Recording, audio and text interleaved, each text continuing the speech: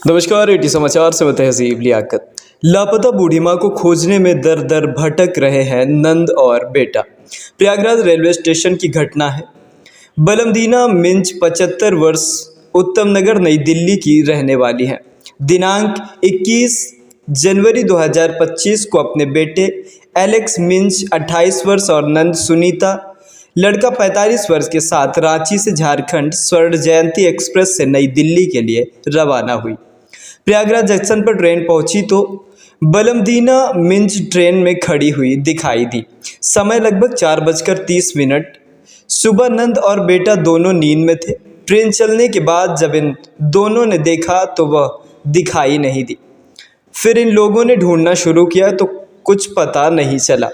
तो लोगों ने ट्रेन की चेन पुलिंग करके ट्रेन को रोककर उतरना चाहा, लेकिन जीआरपी और टीटी ने इन लोगों को धमकाना शुरू कर दिया। जुर्माने की बात करने लगे, उनकी किसी भी फरियाद को नहीं सुना। कानपुर पहुंचने पर ये लोग ट्रेन से उतरकर प्राइवेट वाहन द्वारा प्रयागराज वापस आए। जीआरपी को लिखित प्रार्थना पत्र दिया।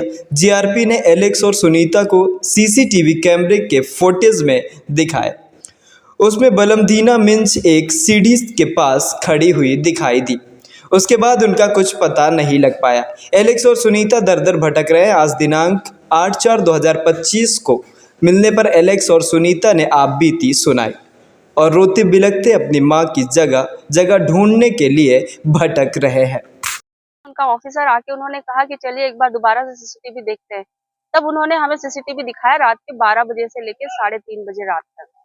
उससे पता चला कि वो जो है प्लेटफॉर्म नंबर 3 से 1 की तरफ आते हुए एक्सीलेटर में चढ़ के और 6 नंबर गेट से मतलब 6 नंबर तक प्लेटफॉर्म से सीधा उधर फाटक एरिया है जिधर कंस्ट्रक्शन का काम चल रहा है, उधर से बाहर निकल गई है।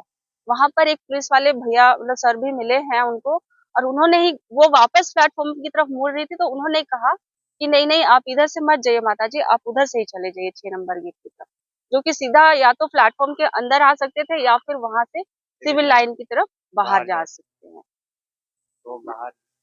तो वो उस तरह से मतलब बाहर निकल गई है, और बाहर निकलने के बाद जो मेन बाहर चौराहा जो मतलब उस टाइम पे तो वो गेट बना हुआ था 6 नंबर गेट, वहां पर भी पुलिस वाले भैया ने बताया हमें कि वो एक माताजी थी जिनको हमने ही कहा कि माताजी साइड हो जाइए। अब उसके आगे का हमें कुछ पता नहीं चल पा रहा है कि आखिर वो गई तो कहाँ गई, क्योंकि वो बहुत स्लो चलती है, चल नहीं सकती। खुद से तो ट्रेन से भी नहीं उतरी है वो, क्योंकि वो ना तो चल सकती है, ना चढ़ सकती है, ना उतर सकती है। ये घटना कब की है? ये 21 तारीख मॉर्निंग में 4:30 और 5 के तारीख किस मंथ का?